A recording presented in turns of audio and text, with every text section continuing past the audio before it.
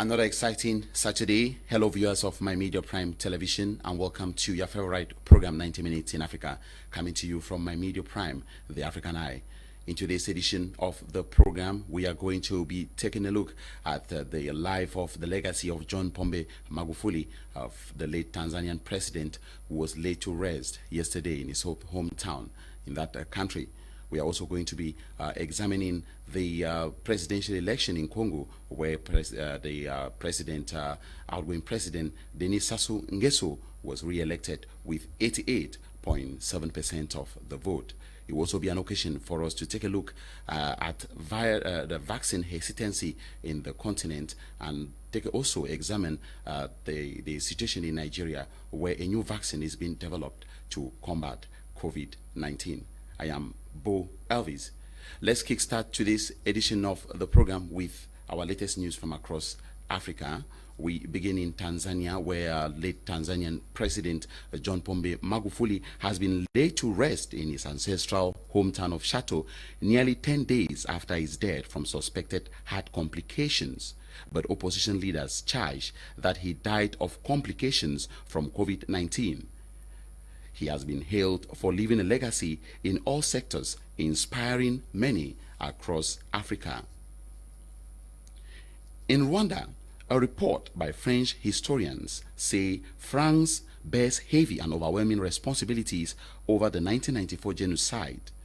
The committee, which handed over the report to the French government, said France had been blind to genocide preparations. At least 800,000 people were killed when ethnic Hutu extremists massacred minority Tutsis. Rwanda has welcomed the report. Ethiopian Prime Minister Abiy says Eritrea will pull its troops out of the Tigray region. Eritrea, whose government has not acknowledged its troops are in Tigray, has not yet confirmed the withdrawal. In Côte d'Ivoire, Patrick Jerome was on Friday appointed Ivory Coast Prime Minister following the death of his predecessor earlier this month. In his appointment notice, President Alassane Ouattara urged him to propose a government as soon as possible, taking into account general renewal. Archie joined the government in 2000 as Minister of Economic Infrastructure and Government Spokesman. Madagascar's President André Rajoelina walked back on his hard-line stance against COVID-19 on Friday, accepting mass inoculation but standing by a herbal infusion he has touted as a cure. The 46-year-old leader came under heavy criticism after saying last week that he will not be vaccinated against COVID-19 and was not in a hurry to do so. Two-time African champions Côte d'Ivoire beat Niger 3-0 in Niamey on Friday to book a ticket to next year's Total African Cup of Nations, which will hold in Cameroon.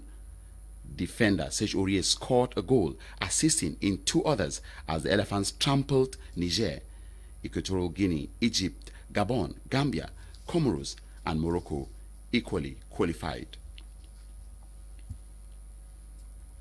If you're just joining us, you're watching your favorite program, 90 Minutes in Africa, a news magazine program which takes a look at latest happenings across Africa. Time for us to have our Africa Webs app, which is a slot focusing on what websites have been saying about the continent during the week. We'll be right back.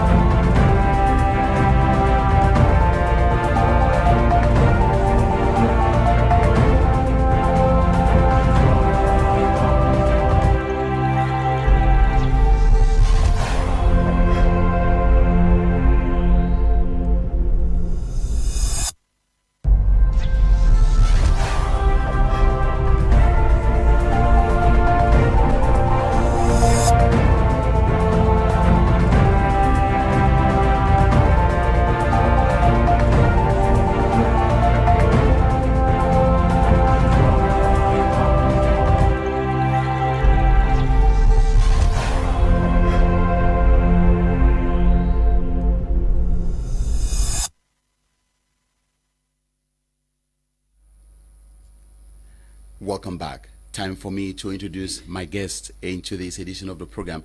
I'm having two guests in the studio, and I'm going to be joined via Skype by other guests, one in the UK and another in Cameroon.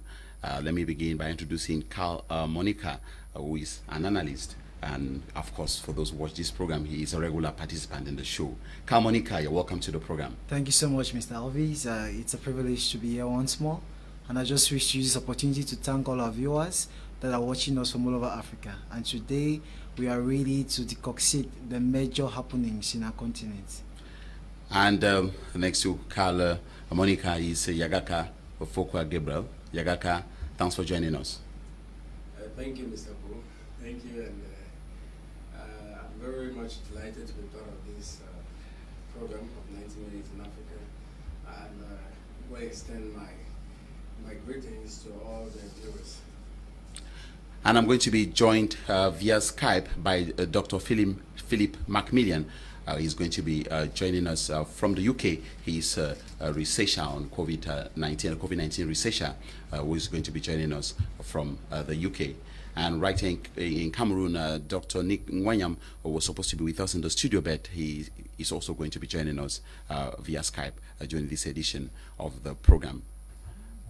So we kickstart the show by the latest news. As you know, former Tanzanian president who denied the existence of COVID-19 was laid to rest yesterday in his hometown of Chato in Tanzania. As you know, he has been praised by many, especially Pan-Africanists, but has also been criticized by the Western media as a man who stifled press freedom. Before we come to, I think normally we're supposed to talk about it during the last edition of the program, but I was not available. But before we talk about the legacy of John Magufuli, the former Tanzanian president, whose popularity reached a record high after he died 10 days ago, let us now pay tribute to him by going to his hometown in Chato to take a look at how the burial ceremony unfolded. We'll be right back.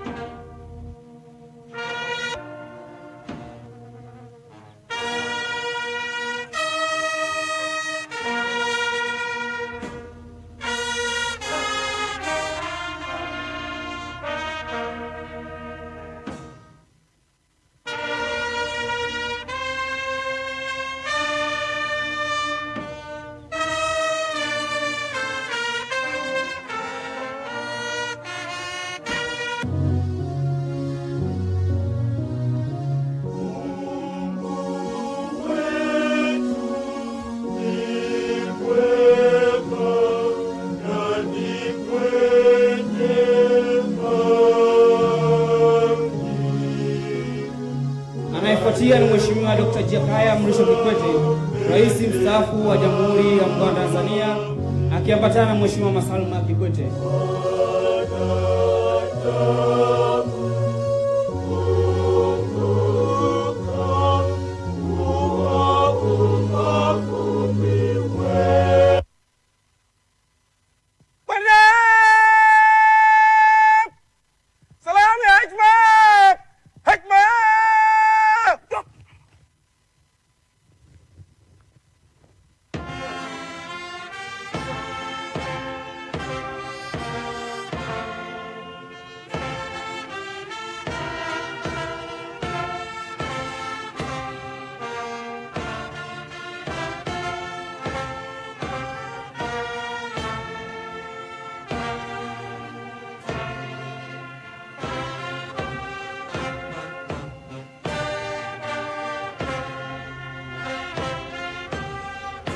Tukumbushe daima kwamba maisha ya hapa duniani ni mafupi na ya kwamba hatujui tutakufa lini.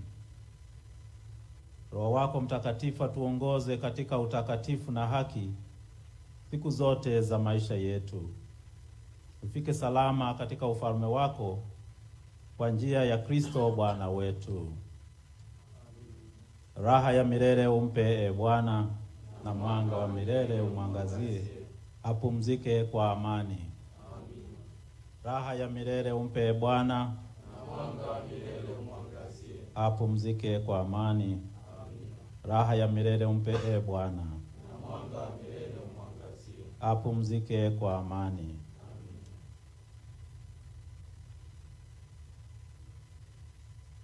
Uandikwe ishara ya Bwana mkombozi wetu Yesu Kristo, aliyekukomboa kwa ishara hii, upumzike kwa amani. Mzee Samuel Bigambo, mwenyekiti wa baraza la wazee Chato.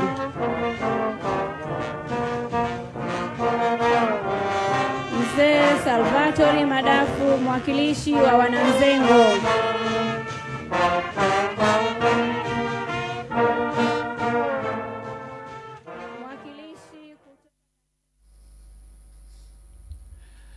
That was the burial ceremony of former Tanzanian President John Pombe Magufuli, who was laid to rest in his hometown of Chato yesterday in Tanzania. I want to apologize for the typo which you saw on screen.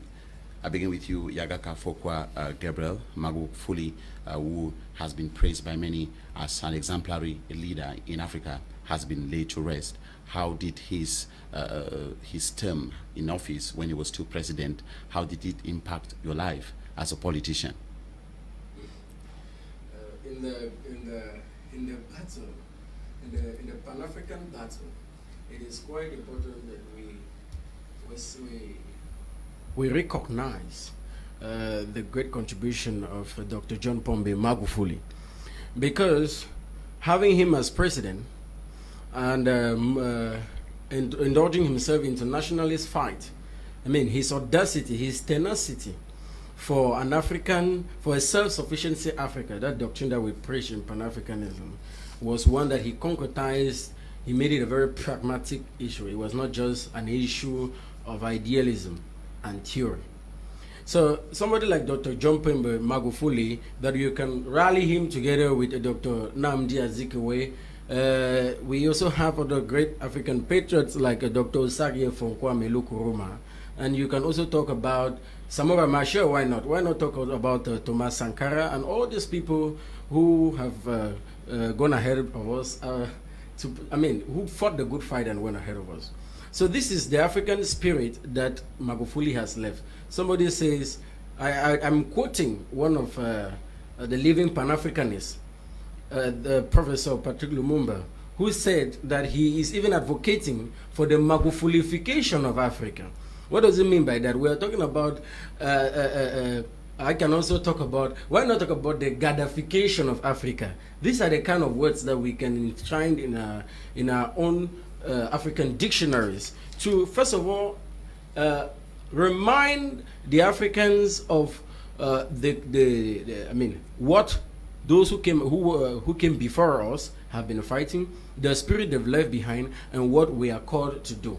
This is the most important legacy that Magufuli has instilled in every Pan-African youth, So it is really a loss, but like most people say, we don't say rest in peace, Magufuli. We say rest in power, because his spirit lives on. Carl, Monika, Magufuli launched an anti-corruption drive. He also started and pursued many costly infrastructural projects in that country, and he slashed his salary, and because of that he has been praised. I don't know whether there are other issues or other things Magufuli did that you see could really have an impact on Tanzania and on Africa as a whole. Wow, you know, Mr. Elvis, you've actually named those pertinent factors that this great man left behind. No, he's commonly known as the bulldozer, the African bulldozer, both in infrastructure, in reducing government expenditure and, you know, in building. This is a man that demonstrated the epitome of true African nationalism. This is even though the opposition may disagree with him at times, but everybody agrees that this leader had a country at heart. Based on all the projects, you know, I learned how he even cancelled the National Day celebration just for a national cleanup campaign. The budget that was supposed to be used to celebrate, he directed it towards building a hospital for his country. These are legacies that needs to be appreciated, that needs to be applauded. So today we all mourn with Tanzania these great loss. You know, I had the opportunity to discuss with a friend of mine in Tanzania who told me that the country is really in deep pain, and I want to use the opportunity to tell them that Magufuli has left a legacy, and it is that time to continue that legacy in Africa. And that is from the Pan-African angle, but also from other angles too. Magufuli has been criticized for stifling press freedom. He has also been criticized for arbitrary arrest, and he has also been criticized of threatening political opponents by the Western press. Permit me to read this. I am a Pan-Africanist, and I'm against all who try to hurt us, including other blacks. And if one day you hear whites speak well of me, know that I have betrayed you. Samora Machel. It's evident that you cannot applaud for a good discipline master. If you see students in a school start clapping for a discipline master, I mean something is wrong somewhere. So how do you expect the predators to praise a prey who never made himself an official sacrificial lamb? Who did not give them the opportunity to exercise their sub-prophetic tendencies? I'll get back to you on that. One of the issues, I'm sure, as you were watching the burial ceremony of John Magufuli, you must have noticed that nobody there was wearing a mask. So he continued, and he pushed the agenda of denialism as far as COVID-19 is concerned. And Magufuli is someone who defied science. From that perspective of Magufuli standing up alone in the world, I mean, because there are very few people who did that, to say that COVID-19 does not exist and that they should not care about what is happening. Do you think that should really make him the African hero as he's been celebrated today? It's no doubt that we all saw him downplay the existence of the COVID-19 virus. But I think, looking in a Pan-African perspective, it wasn't to deny completely the existence. It was just to emphasize that Africans need to rise up to find solutions to the problem. Because concerning the vaccine, this is what he said. He said, if the white man has not been able to create a vaccine for HIV and AIDS, how do we expect them to give us the vaccine for corona? You know, if you critically ponder on this statement, you realize that he was talking more about the African solution to the African problem. He wanted us not to be dependent on the white man's solution, for Africans themselves to be able to come up with solutions to this COVID-19 pandemic. And if you notice, he worked hand in gloves with Madagascar. This is somebody who imported the herbal medication from Madagascar and shared with his population. So you see, he was approaching it much more in the Pan-African perspective. But of course, he did not encourage the wearing of masks and social distancing, which are very, very vital in the prevention of COVID-19. Yagaka. That is, I mean, to just corroborate what Doctor said, to corroborate our future medical doctor here, there is a sense in which you must understand the culture, the sphere in which you are, and always, can I say, customize whatever has been said to your environment. So I don't find it funny saying that Magufuli was totally opposing the fight against coronavirus. First, he doubted the existence of such a virus, and then supposed that if such a virus exists, then there should be an African way of going about it, because the virus we should not stop preventive measures. That's what I'm saying. Even if there should be an African way of going about the virus, it should not stop Africans from wearing masks while waiting for maybe the final investigations on that the is virus. that is what you forgot, that it is very, when you talk about preventive measures, it's somehow equivocal. What do we mean by preventive measures?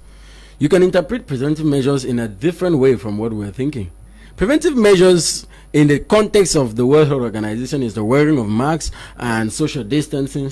But if Africans have proven, which we are not seeing in Tanzania, which we are not seeing in Tanzania, even in Cameroon here, we have what we call the clear solution.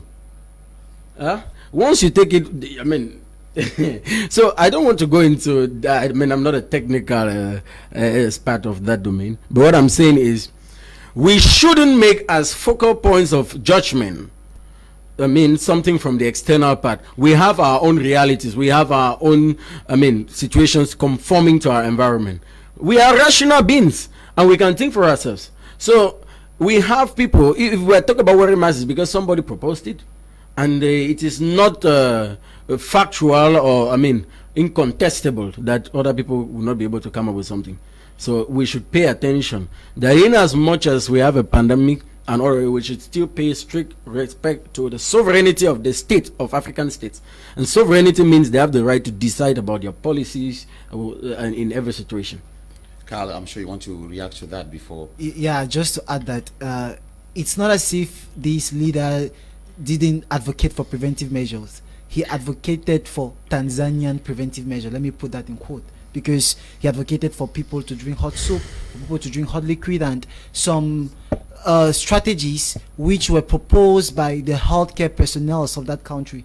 It's true that the WHO outlined these preventive measures that could help curb the spread of this virus, but up to today we still have research ongoing to actually prove the efficacy of all these measures. So I'm sure it's from that standpoint where Magufuli was using to decide how to go about the information on COVID-19 in his country.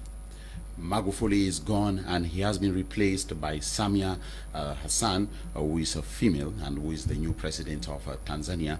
And there are widespread expectations in Tanzania that the lady, the female president, Samia Suluhu Hassan, is going to encourage freedom of expression, is going to push for COVID-19 response by denouncing denials, rebuilding tense relations with regional neighbors like Kenya, Rwanda, and also bringing forth international re-engagement with Tanzania.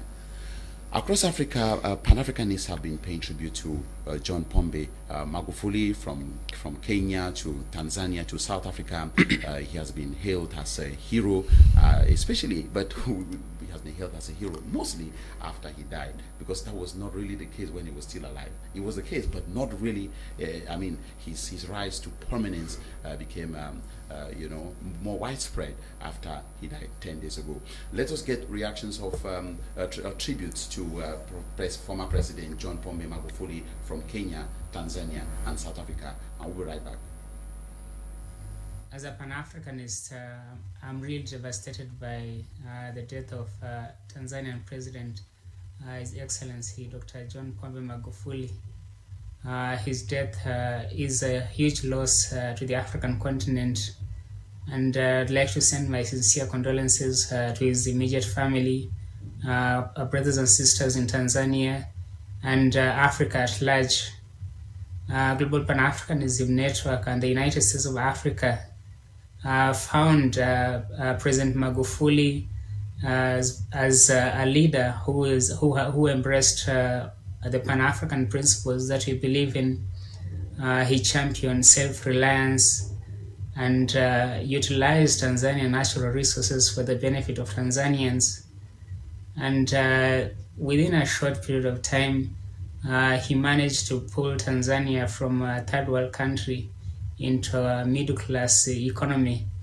And he also accomplished several infrastructure projects, rejected misuse of public funds, and even he didn't go out for foreign trips like what we see African leaders doing. He even cancelled the massive spending that was being used for Independence Day celebrations, and channel the money into into projects that benefited the Tanzanian people. These are the kind of leaders that we need in Africa, and President Magufuli could be gone, but he's going to continue inspiring future generations and young Pan-Africanists. May his soul rest in eternal peace. President is normal. John Magufuli is normal. He's told by his people. He had Africa in his heart. He rejected a lot of things from the West. He never tolerated nonsense from the West. Today he's normal. After short illness, when he stood by his people, when he supported his people, not only his people from Tanzania, but African at large, few supported him, few stood with him. Today is normal. You never supported Pombe Magufuli when he was alive, but today a lot of Africans are posting on social media saying may his soul rest in peace, of which they never showed that love when he was alive. Life is too short. Today, our president is normal.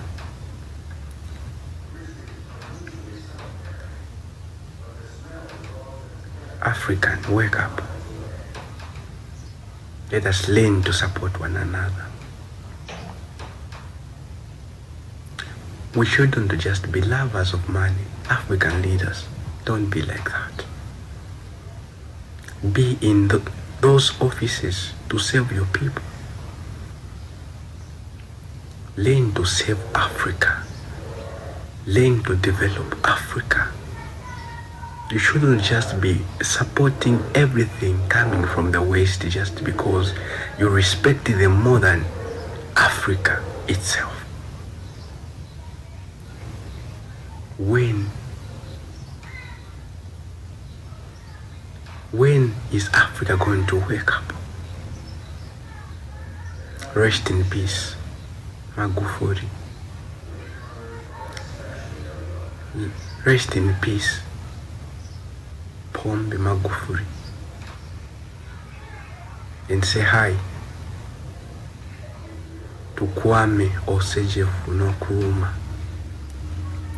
Great Georges Kambalange Nyerere for us. I learned a lot of things from you as Zambia. Everybody, this is a message from Dio, BPG, Black People Giving, and the Wayewa Foundation. Here to just send a message to my people out there who are mourning for our lost ancestor, the Honorable Dr. Magufuli. I want to raise up the spirit of a champion who was taken from us too soon. I want to honor and pay reverence to the ancestor and connect with him before I start this message by pouring a little bit of water into the plant and connect back to nature. Because as a younger in our community, we are connected so much to our lost ancestor through nature, through our very being. And I want to say this message to every single person out there who saw that and felt the way I felt this morning. Because I'm not going to lie, yeah, I was stressed out. I wasn't stressed, but I was saddened. I was saddened because our ancestor, our champion, was taken from us. Those were some Pan-Africanists from Tanzania, Kenya, and South Africa paying tribute to John Pombe Magufuli. Time for us to usher in our next debate topic of the day. We're going to be talking about the presidential election in Congo. As you know, during the week, Sassou Nguesso was re-elected as president of Congo with 88.7% of the vote, and his opponent, Parfait Kolela, who died on the day of the election, had 7.8% of the vote. The remaining ballots were split among 5 other contenders. The results were announced this week by Interior Minister Raymond Mbulu. Matthias Zon, another opposition member, has appealed the result, citing an article on the Constitution which provides for the cancellation of results when a candidate dies. As you know, Sassou Nguesso has been president of Congo since 1997, and he was previously president of Congo from 1979 to 1992. He is one who was pushed to bring multi-party politics to the country. In 1990, he was stripped of executive powers during the 1991 National Conference. He returned to power during the Second Congo Civil War, ousting Pascal Lissouba, and won the 2002 presidential election, 2009 presidential election, passed a referendum, and has been in power since then. Time for us to go to our missions and take a look at how Sassou Nguesso welcomed the declaration of the results by the independent national elections body. Chers compatriotes, ainsi proclamé au niveau départemental tous les résultats, circonscription par circonscription. Au niveau national, ont obtenu Denis Sassou Nguesso 1 562 948 voix, soit 88.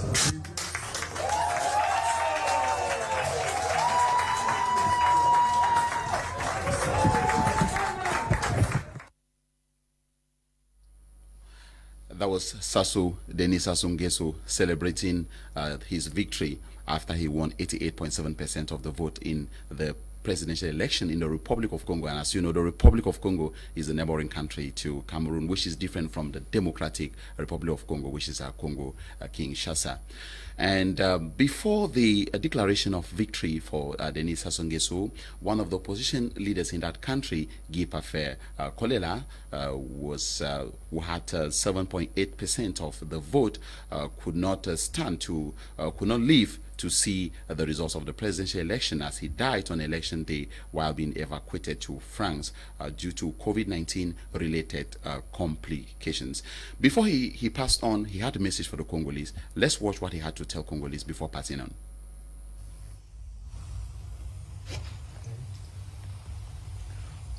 Mes chers compatriotes, je suis en difficulté. Je me bats contre la mort, mais cependant, je vous demande de vous lever. Allez-y voter pour le changement. Je ne me serai pas battu pour rien. Battez-vous. Je ne me serai pas battu pour rien. Levez-vous comme un seul homme. Faites-moi plaisir. Je me bats sur le lit de mort. Vous aussi battez-vous pour votre changement. Allez-y. Il y va de l'avenir de vos enfants. Battez-vous. Merci. He was speaking in French. It's just good for that I should translate what he's saying, because I wanted to leave it to be as original as possible. He's saying, I'm fighting death, my fellow countrymen, I'm fighting death. Go and vote for change. Get up like one man. Go and vote for change. Fight for change. And after saying this, he passed on to glory. Yagaka Gabriel, from every indication, it is very difficult for change to come to the Central African sub-region, in the Semag region. Yes, very, very difficult to come, because I think that the opposition have vehemently refused to take the right trajectory towards constitutional change. I mean, towards change in the power. There's something, if you look at, there is a common denominator with all the French colonies, former French colonies, in quotes. Cameroon, Gabon, Chad, and all these countries, there is something very fundamental that I want us to observe. We have an impression that we have an opposition but I think that we just have an assemblage, we just have an association of people which we've identified megalomaniac tendencies to in them. And I want to make the people to understand that we are still suffering from political enculturation, and that is why we still believe in a person and not in the ideology of a change in a nation. This is what is actually plaguing the election or the change in power in the African system, especially these French speaking countries. You cannot be talking about opposing a machine like those who have been in power for so long in African countries, French African countries, and falling prey of the principle of divide and conquer. This is what they have done: divide and conquer. We are talking. Look at in Cameroon, for example, because we are talking about Pan-Africanism here. We must be able to touch every country. We have the leading political party and 8 other opposition party going on for an election. Where have we seen that? There is even no possibility to have a political or a presidential debate, as we can see that you have a major opponent and another one, 2 people talking. So we are talking about splitting. We are splitting. We are dividing all the forces that we have towards a change. We have 8 opposition parties.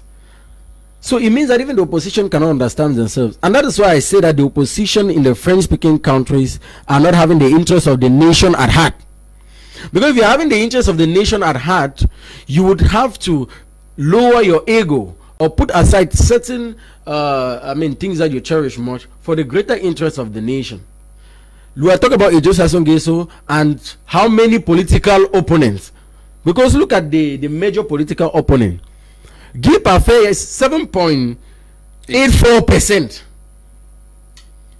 The others will be having 0.0.0 and the 1 point as that we are known of. It's the same thing in Cameroon. It's not a strange thing. It's the same thing everywhere in the French, especially in the French-speaking countries. They always ensure that we have multiplicity in opposition parties, so as to ensure that you apply perfectly the principle of divide and conquer. And it is not, I am submitting to you that these people are aware. They are aware of what this, of how pernicious this thing is. So they know that they are just embarking on a charade. Look at the speech. I am not very much moved by the speech of this political opponent. He said, "Faites-moi plaisir." Let's not get into the semantics or understandings of this. He said, "Faites-moi plaisir." So he's talking about, his own. They should pay tribute to him. Yes, to him. We're talking about personality cult. We're talking his own personal aggrandizement. This is the level of politics that we have here. Personality cult. So as though if you are not there, nothing can happen. No, I think that we can still, have a change. We can still have a different look at the way things happen in the French-speaking colonies. Let us have a unified opposition.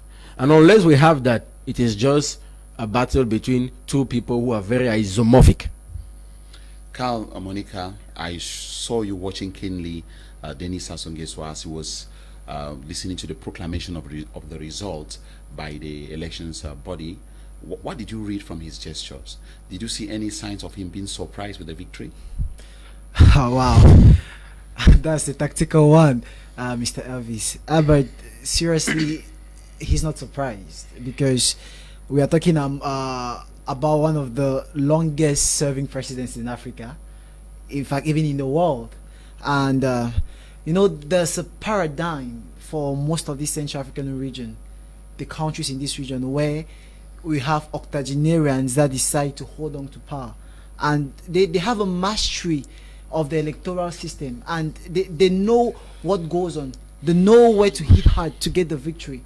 And I'm sorry for the opposition for their loss, but I think that this is a time for the opposition to come together, like Gabriel rightly said. Because if we keep on dividing ourselves, there's no way we'll be able to affront these guys that have been able to hoist power to themselves.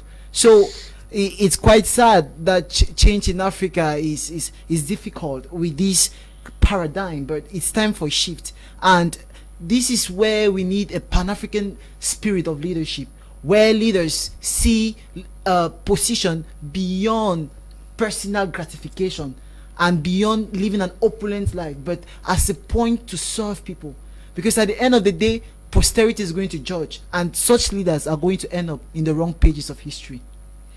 Yagaka, how can we understand the fact that despite Guy Parfait Kolela's call for Congolese to come out in their numbers and vote for him, just to say Congo is, it has a population of about 4 million people and about 1.5 million had to vote, how can we understand the fact that despite his call, while on the dying bed from COVID-19 related complications, the people did not really show up in their numbers to really give him the tribute he deserved?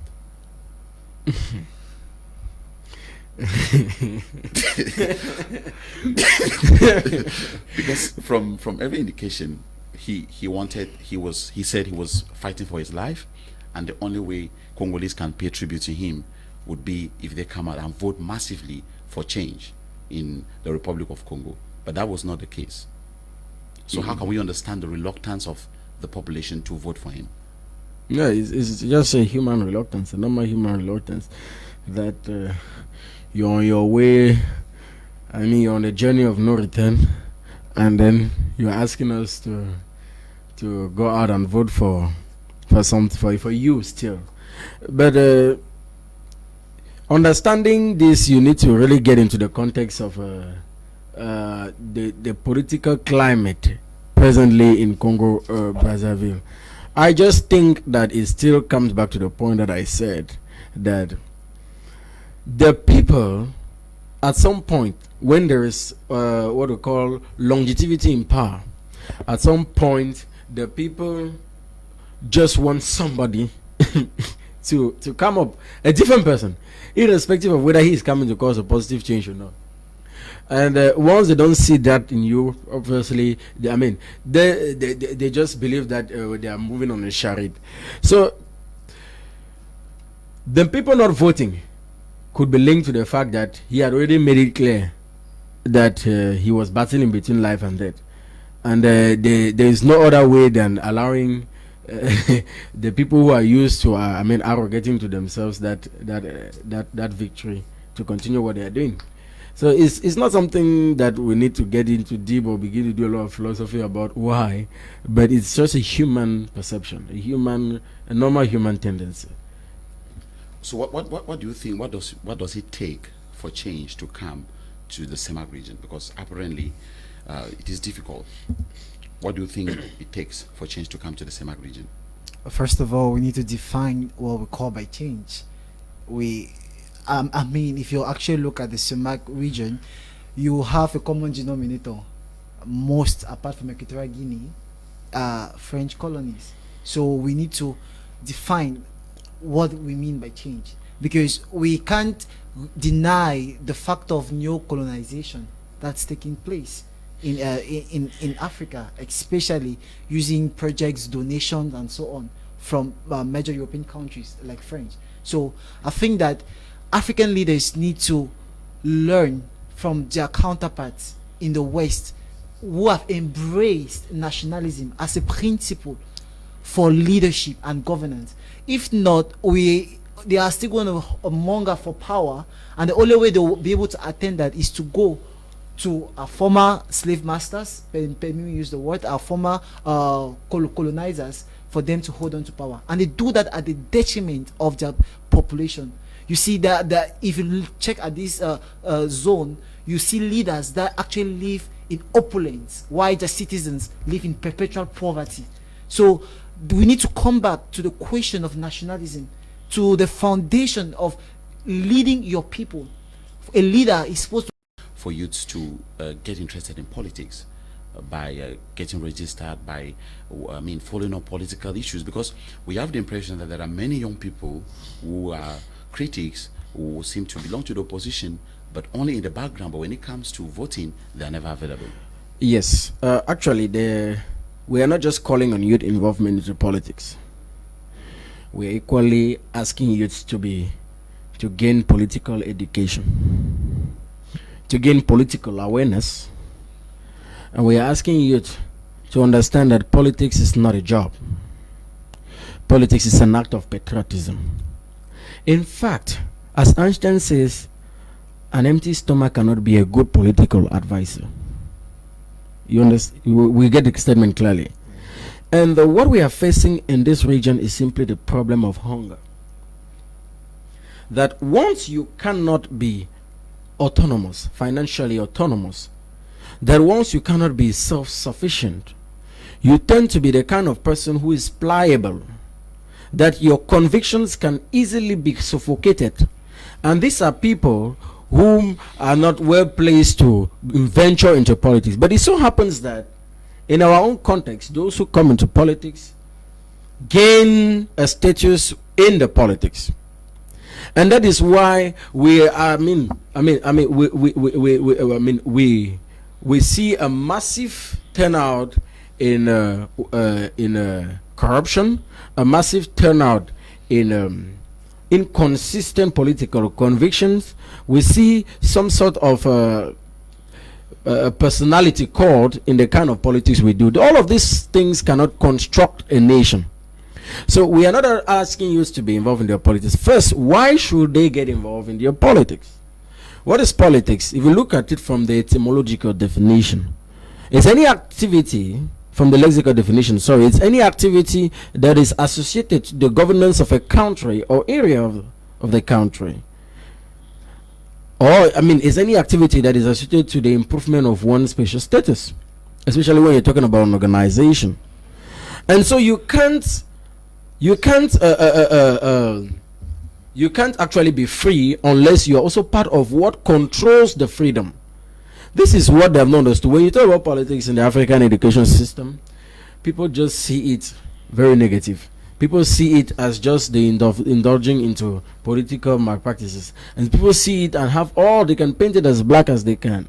But they should understand that it remains indispensable, the involvement of youth, because if there are people who are supposed to foresee future contingencies in the nation, it is the youth. If there are people who are supposed to be highly bothered about the tomorrow, it is still the youth. So it is their interest, it is for their own interest that they should be active, whether passively or in a very practical manner in their politics. When we talk about the constitution of your country, what is it? When we talk about the policies that have been enacted in your country, how does those politics foster sustainable development? How do they help in the advancement of the country politically, economically, and socially? Are they even well informed about the current political situations that are going on? These are very, very much important things. If you take, for example, I repeat again, out of 100 youths that you take in Cameroon now, you won't find up to 10 per 100. I mean what I'm saying, who can tell you what the law of the creation of regional councils is all about, and how, and whether it is actually responding to the problem and all of that. But then again, they want to change the political system. You can't change something you don't know. Thank you, Yagaka. Carl, Monika, your last word on Congo, our neighboring country, before we talk about COVID-19. Your last word to the people of Congo who are watching us in their numbers. Well, I just want to reiterate the words of the late opposition leader that passed away, that the people should go and vote for change, because change is a spirit, it doesn't die. And that oppressive regimes, this is a statement that was made by the former president of the United States, oppressive regime will not last forever. Thank you, Carl. Nigeria has developed 2 vaccines to combat COVID-19. Clinical trials are underway, and the vaccines will be used after the clinical trials are confirmed, as well as certification. The vaccines have been developed following widespread skepticisms about imported vaccines into Africa. The new vaccine has been developed by Professor Christian Happy, a molecular biologist and molecular biologist from Nigeria. So that ushers us to our next topic, understanding vaccine hesitancy in Africa. Why is it that Africans are so skeptical about the vaccines that are being imported into the continent to combat COVID-19? I'm sure begin with you, Yagaka, because that is where Dr. Mcmillan, physician-lead COVID-19 autoimmune researcher, executive director of the Mcmillan Research Limited, is going to be joining us to answer some questions about how vaccines are manufactured and how the COVID-19 vaccine works. But before that, Yagaka, I want to begin with you. Let us situate the topic before we get to our experts. Why do you think Africans are hesitant about the imported vaccines?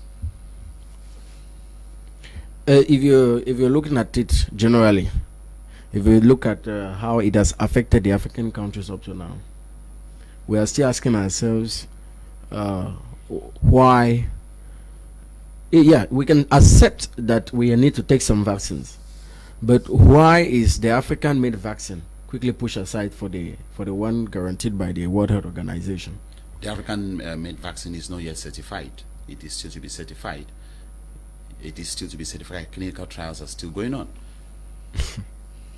These are the kind of things that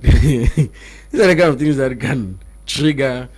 I mean, a Pan-African needs to be very angry, because when you talk about being certified, we understand what we mean. That the world where have we ever seen it in the world that these people get up and begin to certify that we should start taking the vaccines that Africans have made? That is not the purpose of all this political activity that is going on in the name of a pandemic. What I'm saying is that Africans have the right to be reluctant, because on the look of the consequences that it is putting on people, and looking at the continents that have really suffered from it, they are not even at the level of the high level of implementation. But then again, it is becoming, some sort of an injunction for African countries to begin to apply the vaccine. So it generally triggers, a suspicion. We are just wondering. We are wondering. Any person with Magufuli's period will be wondering. We are also wondering, why is it that Madagascar came up and it was quickly put aside? Nigeria has come up and, permit me, you can trust me that if you watch, it will be quickly put aside. But then again, we have vaccines that are coming from outside. I think that if all of us are suffering from a particular malady, let us admit that everybody is rational and that we can, each and every one of us, come up with sustainable solutions. Let us also salute the African faculties that are manifesting themselves through the production of COVID-19 vaccines. Let us not make it. I'm surprised that the politics of our government is favoring the outside. And Monika, I'm sure you heard it during the news headlines at the start of the program that Madagascar's president, Andry Rajoelina, walked back on his hard stance against the COVID-19 vaccine and has finally accepted that his population should be vaccinated. Don't you see this as good news for Africa?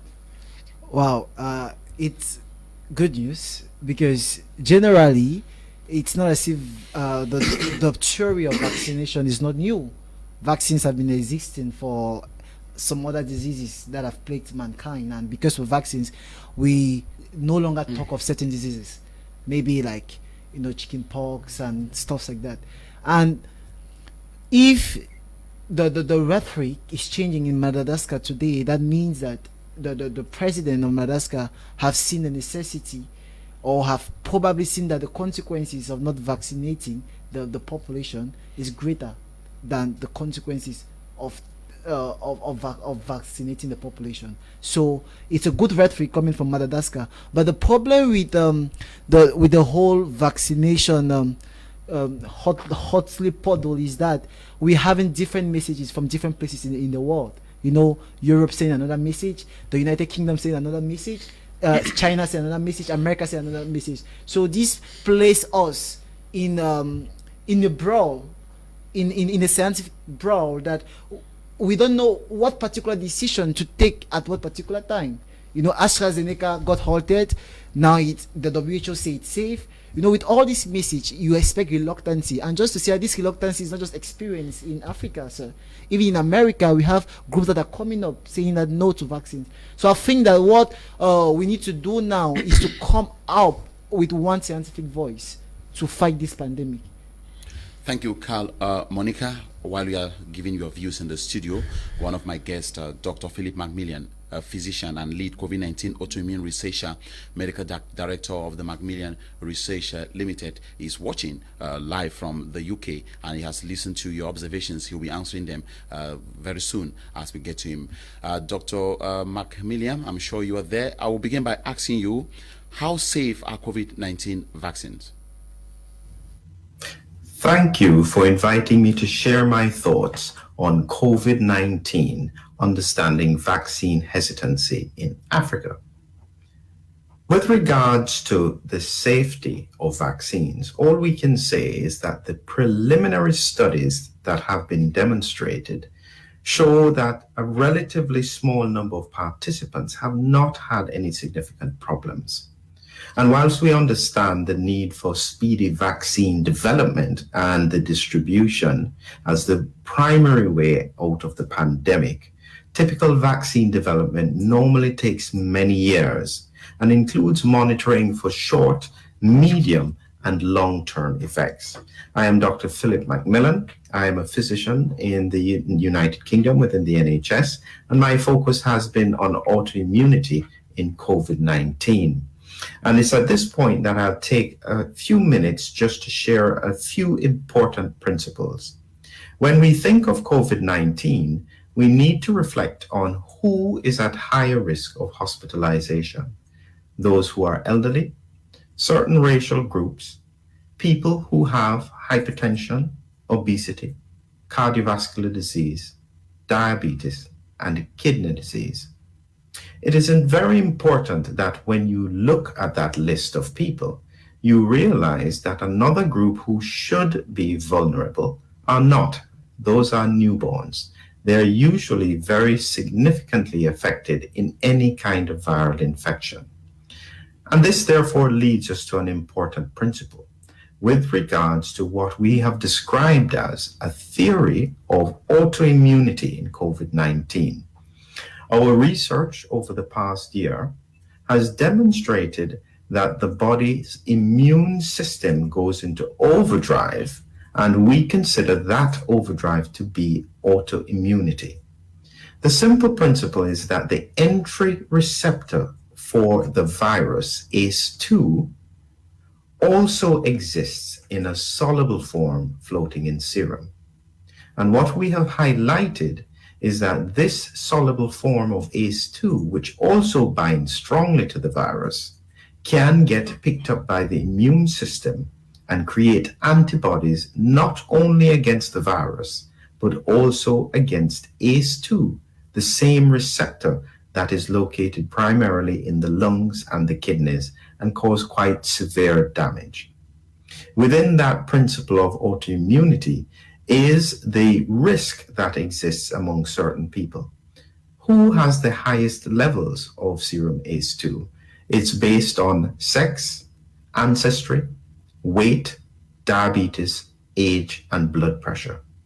And so what that means is that the highest concentration of serum ACE2 are in the groups of people who are male, of East Asian and African descent, who are obese, with diabetes, older, and who have hypertension. Okay, thank you, Dr. Philip Mcmillan.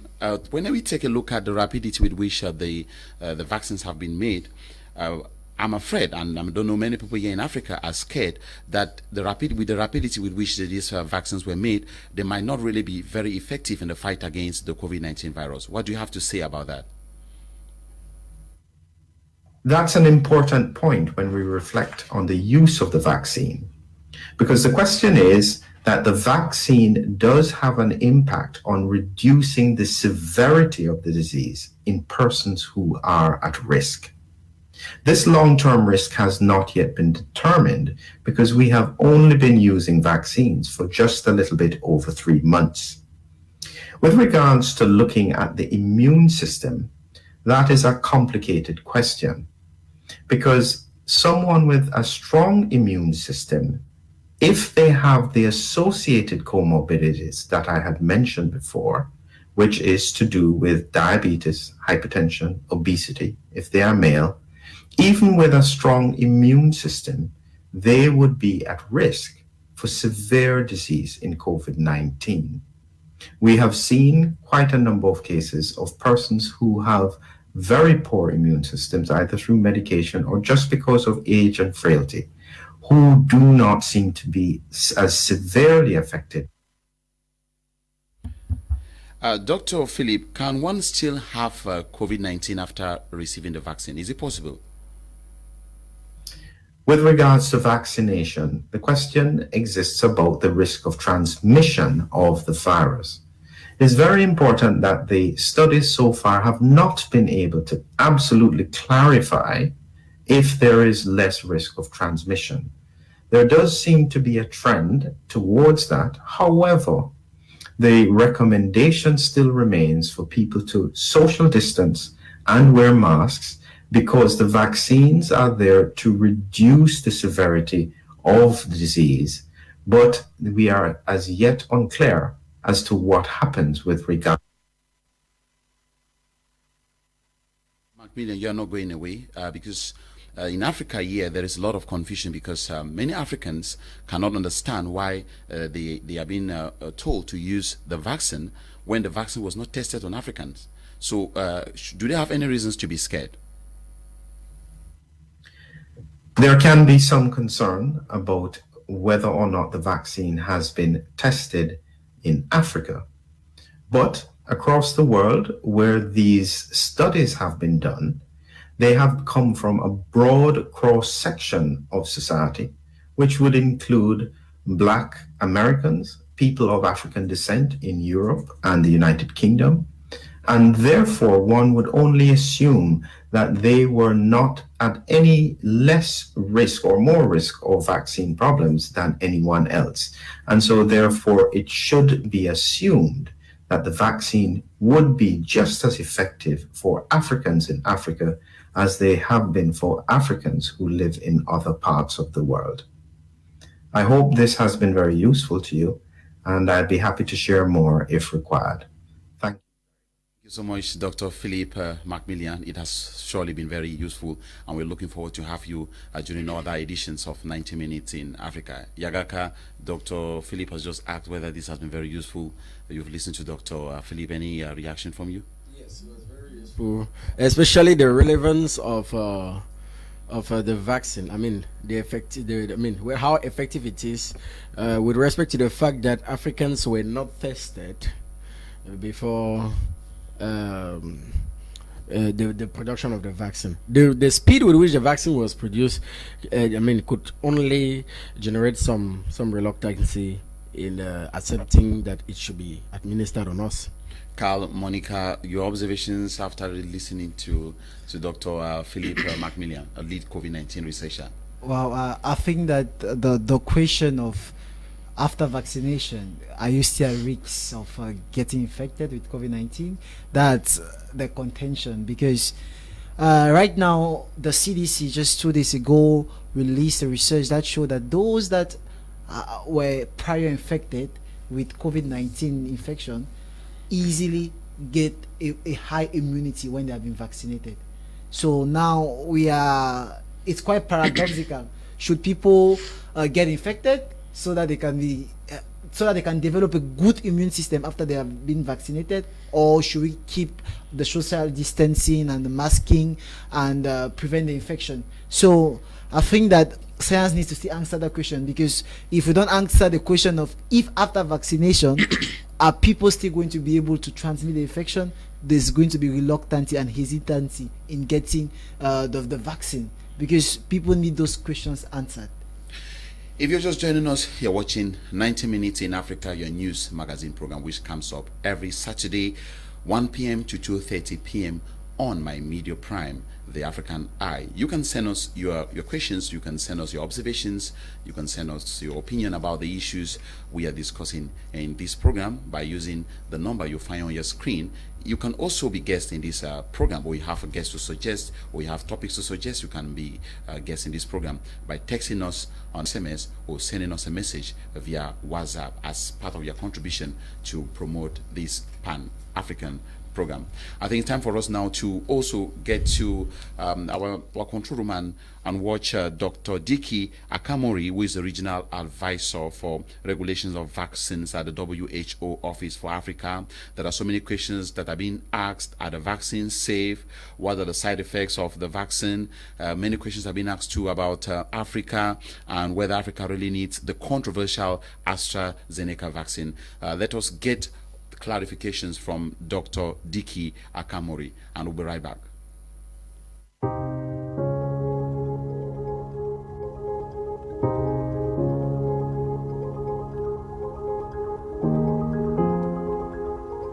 COVID-19 vaccines have been developed at an unprecedented fast pace.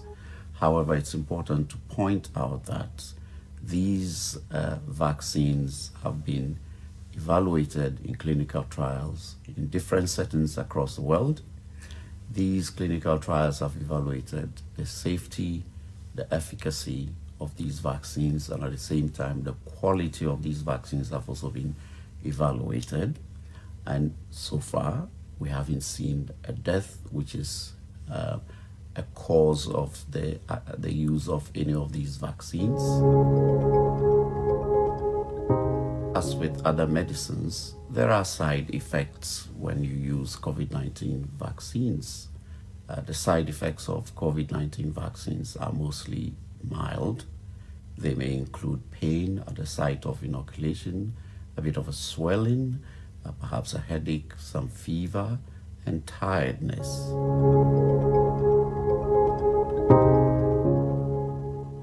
So the AstraZeneca Oxford vaccine has been in use in Europe, across Europe in several countries, and a few cases of blood clots and other blood disorders were reported.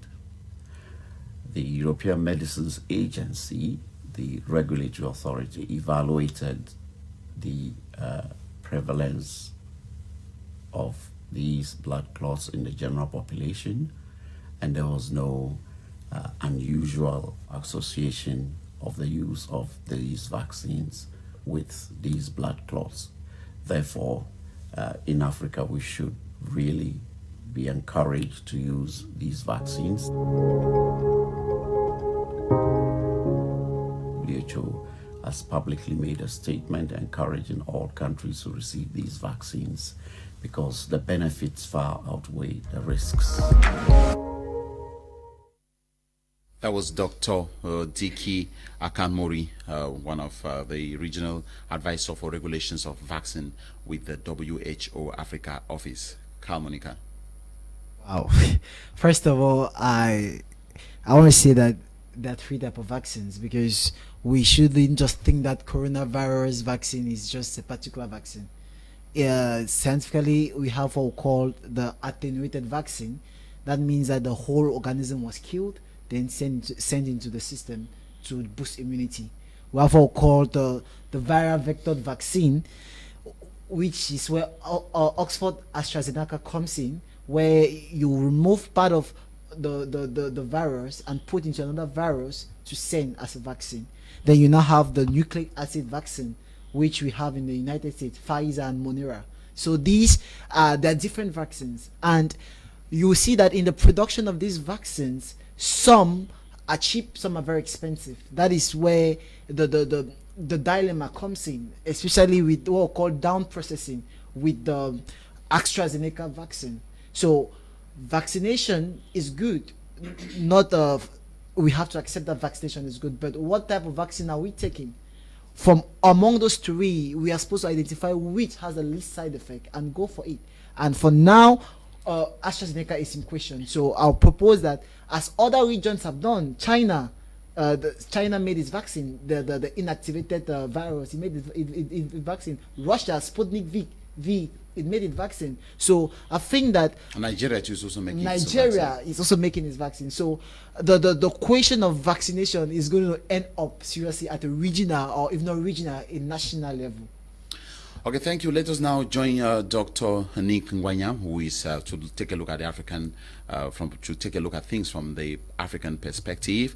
Dr. Nick Ngwanyam is a medical practitioner and also a medical entrepreneur. Of course, he was supposed to be with us in the studio, but today he is joining us from Skype. Dr. Nick, what is the role of African doctors in fighting COVID-19? Because we have the impression that politicians are at the forefront. So, how can African doctors contribute in the fight against COVID-19? We have to start with the basics. Once we are talking about the fight against COVID-19, we should not leave it at that. The question should be, how do we fight cholera? How do we fight HIV? How do we fight malaria? How do we fight malnutrition? How do we fight all these diseases? Once we put in the right strategies to fight all these diseases, then it becomes easy to deal with, COVID-19. It becomes very easy to deal with COVID-19 in the sense that we just need a top up on what we have been doing. But if we have not been effective at fighting cholera, malaria, diarrheal diseases, it becomes an uphill task to be able to manage COVID-19. And these are infectious diseases, and you realize that in Africa, 70% of the disease burden in Africa is infectious. And only about 90% would be due to old age, accidents, and organ failures, or metabolic diseases. While in developed countries, they have more of metabolic diseases, degenerative diseases, heart problems, diabetes, arthritis, cancers, and so on. And these would take about 70% of their disease, and only 30% are infectious. And when it comes to handling infections, they are good at it because of their level of hygiene, the water, how they handle their food, and they are not overcrowded, and so on. So there's this environmental thing that contributes. So when we start doing the small things properly, then the big things will become easy to handle. But if we are unable to even handle the small things, then the big things become a real challenge. And Dr. Nick, what about African doctors taking the front line position in tackling the virus? Fight against COVID-19 and other diseases, we are supposed to have medical doctors, scientists, and other teams leading. But in a country like ours, we have bad administrators because we grew up in a country where scientists are not respected. It's the administration that is respected, and the administration forces its will down the people with a gun and a whip. That is not it. You know, we should grow in a place where science is recognized, where scientists are recognized, where technicians are recognized, where the doctors should stand up and say, this is the way, and the population believes them and follows because they have faith in them. But here, you know, we are so confused. Many doctors, they sit back, and then native doctors take over the podium, and then administrators take over the podium, and nobody knows who is in control. So there is a mass of controversies, and there are lots of things going out there out of control, and nobody knows who is in charge. And the administration with their senior divisional officers, and ministers, and whoever, they come on board and talk emotions, throw their weight around, and kick people around. And, you know, everybody is at their mercy, so it doesn't work like that. And you have to realize that fighting most of these infectious diseases, you need behavioral change. And behavioral change comes from people having trust in the system, having faith in the people, and so on. But because of many other things, the level of trust and love has dropped to the extent that people no longer abide, and that's where the huge problem is. Thanks. Dr. Nick, you are not going away. The COVID-19 pandemic took all of us by surprise, and I'm sure by now African governments should have some lessons to learn from this pandemic. What are some of the lessons? So what is the way forward? Medical doctors, countries in Africa should pool their resources together and create pools or centers of excellence in West Africa, in the north of Africa, in East Africa, in South Africa, about 4 pools. And the nations in this area should contribute money to these pools and have their best scientists coming to these centers and putting their heads together, sharing knowledge, using the internet, teaching each other, growing their skills, upping their skills.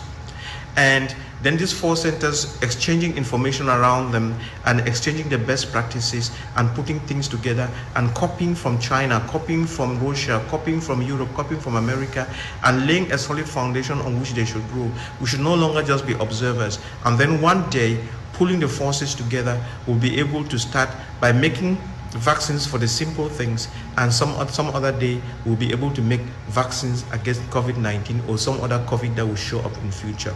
But the best time to plant a coconut, if you think it's important, is once you realize that coconut is important, the best time to plant it is now. So let us start now, so that when COVID-25 is coming, we'll be able to handle it. It's very, very important that Africa should stop this beggarly attitude, that Africa should stop this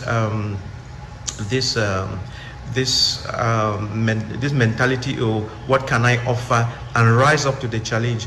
We have the brains, we have the opportunities, but we are not organized. Thank you. Thank you, Dr. Nick Ngwanyam, for taking time off your busy schedule to answer our questions. Yagaka, I saw that one of the things that touched you when Dr. Nick was talking is the fact that many people are taking the COVID-19 issue as a public show, and administrators are coming to the forefront and relegating medical practitioners to the background.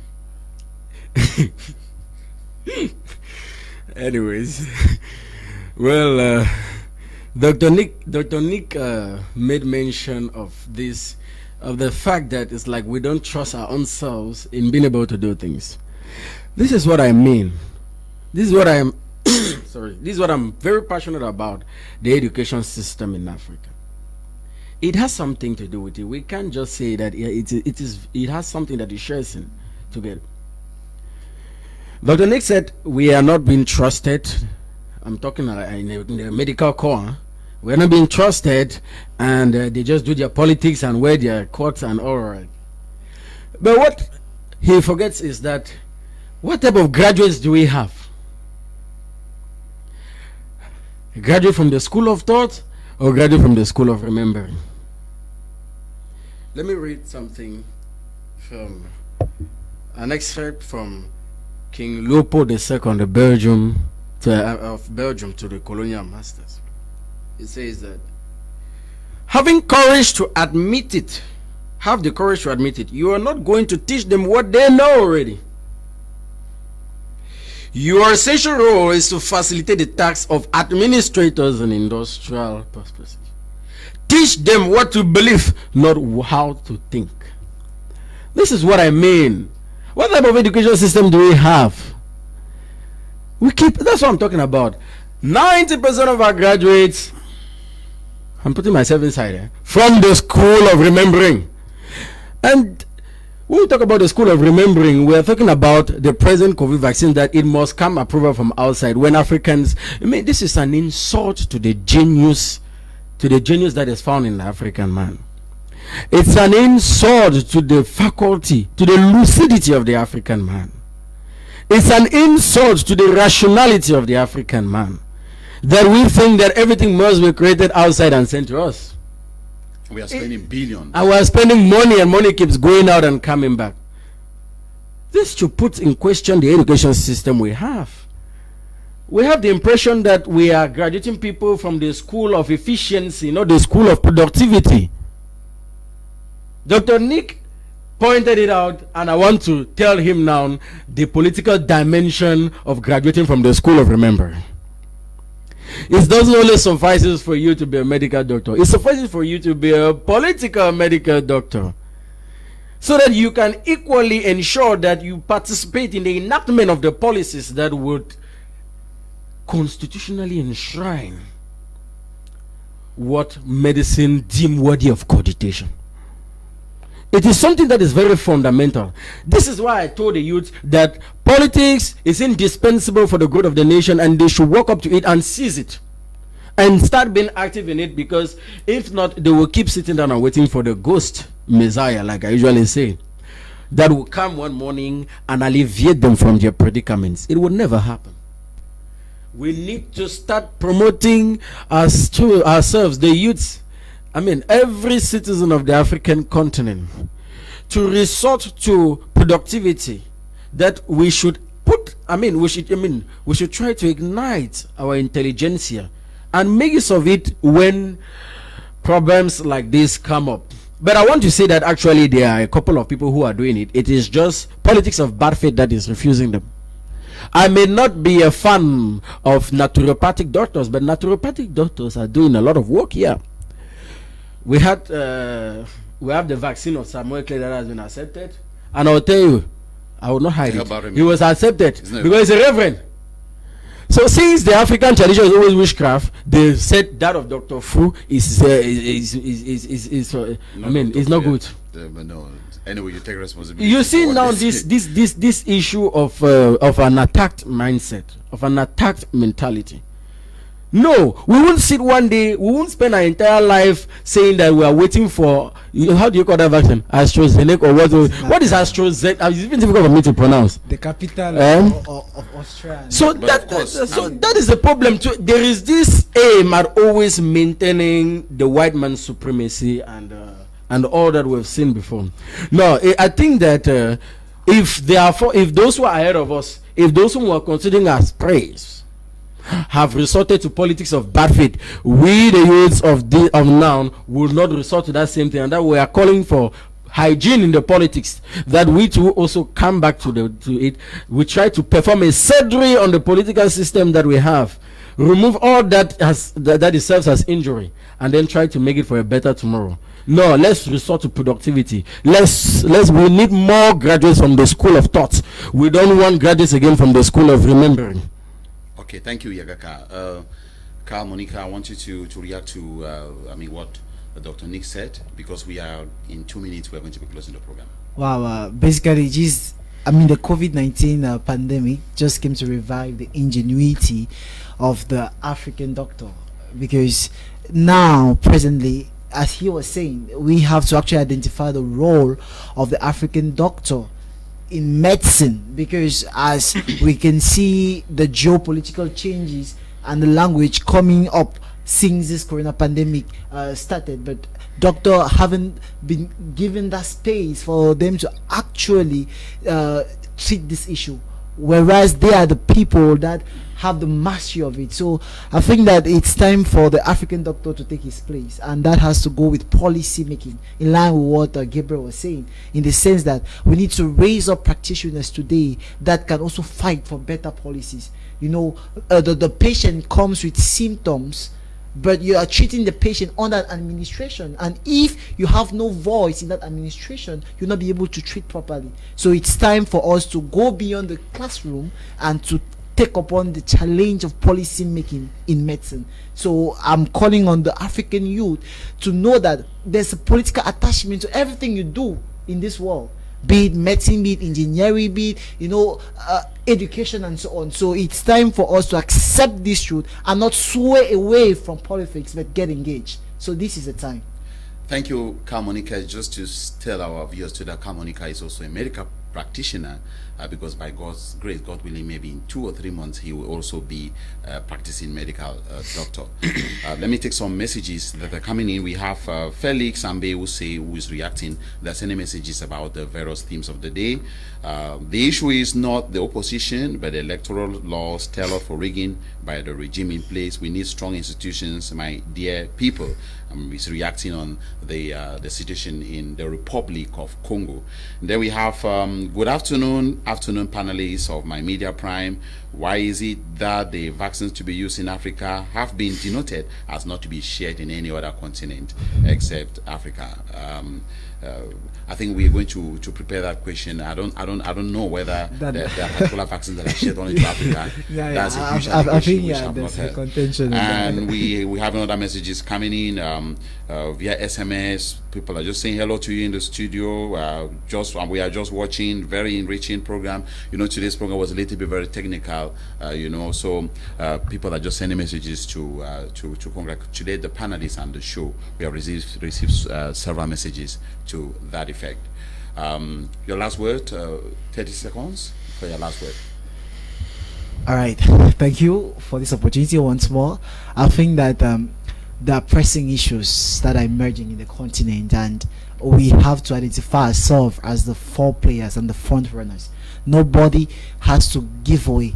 Hope needs to be rebuilt in times like this. While we mourn for the giants that have gone, we can raise up to become the giants of today. That's a message to all the African youths outside there. Your message to Africans? Yes, we've been waiting for a long time for a Messiah that would save us from, in quotes, bad governance, a Messiah that would boost our standard of living, a Messiah that would cause sustainable change in our lives, and we did nothing to make any advancement to that. We slept in our houses, and since for a long time we have not seen that Messiah. I want to reassure Africans that you will not see that Messiah until you yourself you get out. So it is quite important to know that the ghost Messiah will never be there until you take destiny into your hands. Thank you, Yagaka Gabriel, for accepting my invitation. I also want to thank you, Monika, for always being there for the program. I want to thank our other guest, Dr. Philip Mcmillan, a physician and lead COVID-19 researcher, who joined us live from the United Kingdom. I want to thank Dr. Diki Akanmuri, the regional advisor for regulation of vaccines at the WHO Africa office. I want to thank Dr. Ngwanyam-Medical, practitioner and entrepreneur, who joined us via Skype. Ladies and gentlemen, on behalf of the technical crew and on behalf of the news department and administration of my Media Prime, my name is Boh Elvis. Thanking you for watching today's edition of 90 Minutes in Africa. The rebroadcast comes up every Saturday from 10. The rebroadcast comes up on Sunday at 10 a.m. Tuning same time next week for another edition of 90 Minutes in Africa. Bye-bye.